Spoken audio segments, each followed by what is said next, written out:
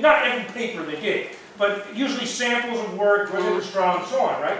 Well, in the military we have something similar. They call it the purse file, and it tells you what the soldier did or what the officer did in their career up to then, right?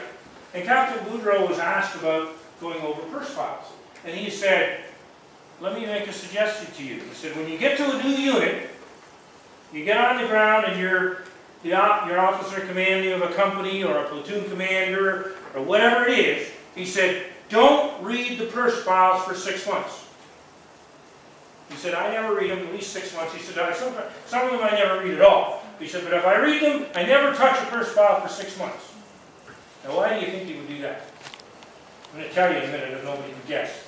But there's a very powerful reason why he would do that. So that he doesn't judge beforehand. Absolutely. Absolutely.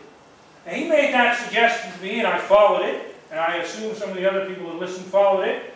And sure enough, 3-4 years later, I went into a place called Thunder Bay, Ontario.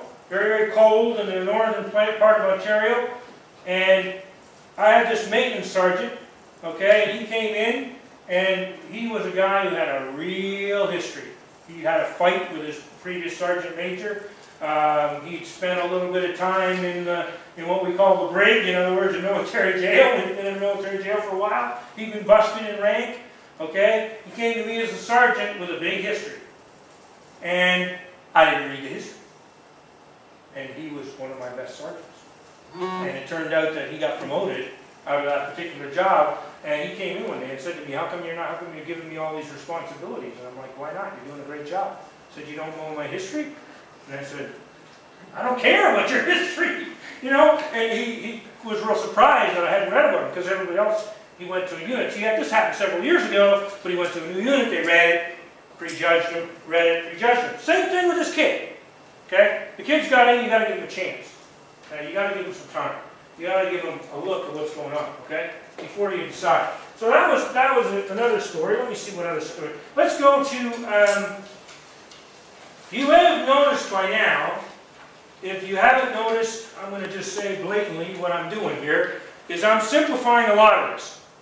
Because in this particular reading I gave you, there's a lot of great information, but it's couched, some of it's pretty complicated. They talk about a lot of the LC, you know, and the different tests that are out there, and there's a lot of stuff that's actually pretty complex, that what I'm trying to do here is I'm simplifying. So if you think, man, he's blowing over a lot of stuff and not talking about it, I'm doing that on purpose. Because I hope you'll read it.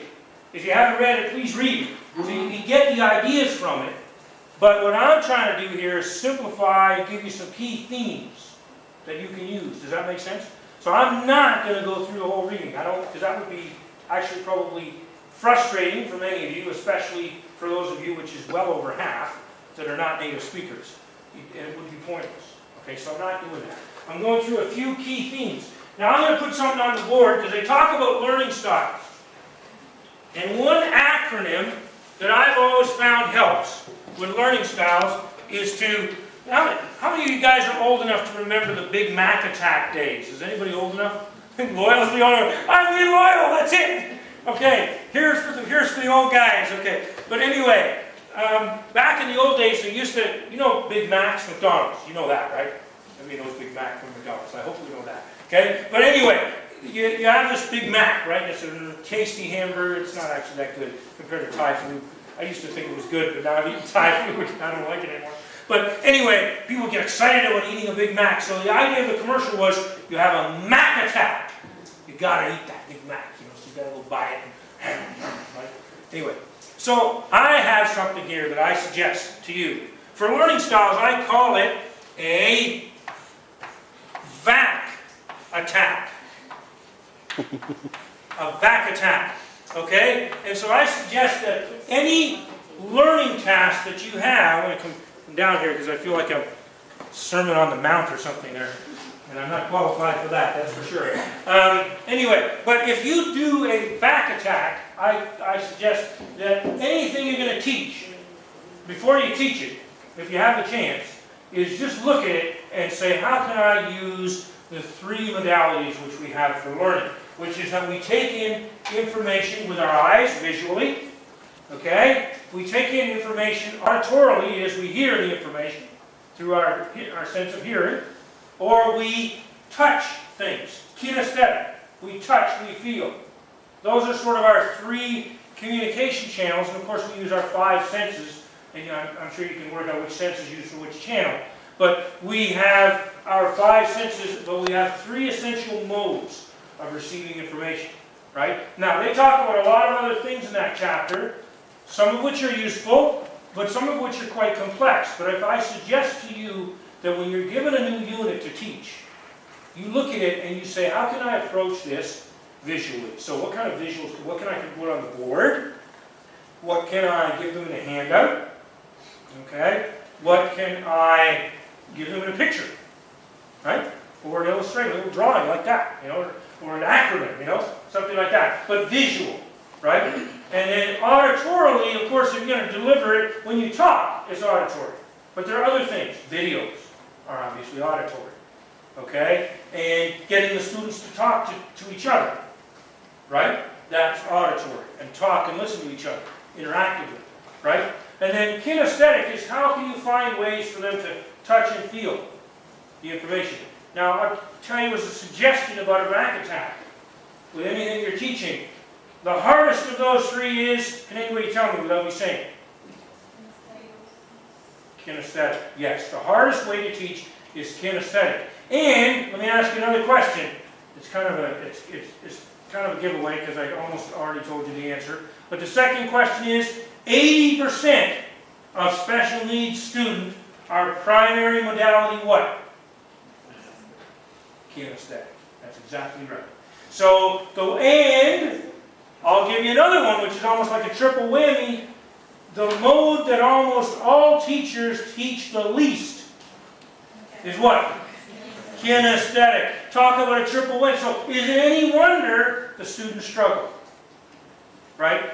I'll give you one example. I had this happen early in my teaching career. There's this guy, Eddie, that I was working with, and I was trying to get him to do division. And I've even been given this particular acronym, and I'm trying different things, and I'm drawing a picture for him.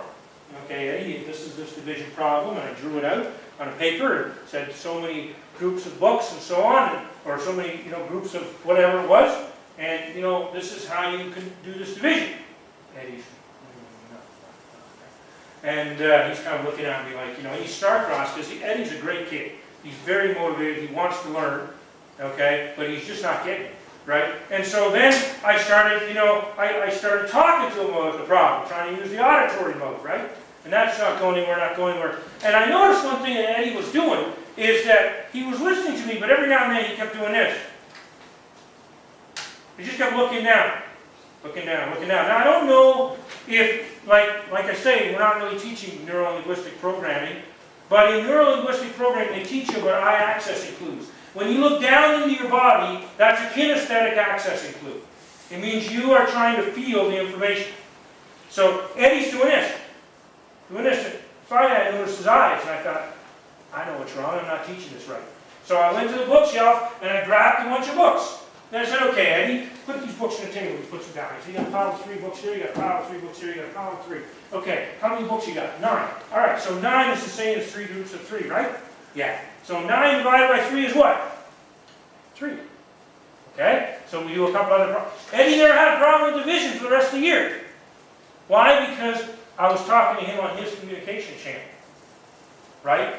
What we find with multiculturalism is that oftentimes certain cultures have certain types of learning styles that dominate. And I'm here to suggest to you that it's great to learn about that if you can. But if you do this, it's kind of a shortcut. This is kind of a quick way. This is what we sometimes used to talk about I keep going back to military examples, but they used to say, give me the quick and dirty solution. And the quick and dirty solution means that you don't have time to sit and work out the whole problem, because it's real complicated and it gets to be long.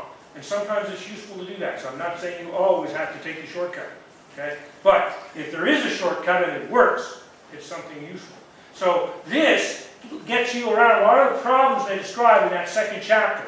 Okay? If you do this, you can probably work around a lot of stuff. Okay? And it